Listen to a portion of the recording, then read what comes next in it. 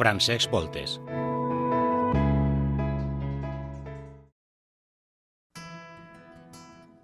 Francesc Voltes és l'últim dels ferrers agrícoles de producció autòctona de Torrent.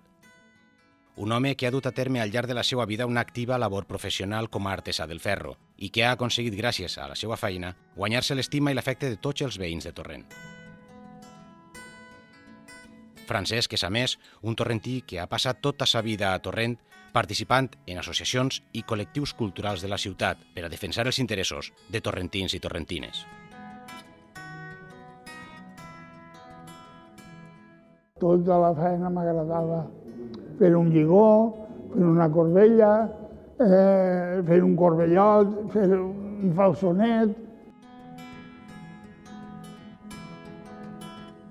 Disfrutava treballant, sí senyor.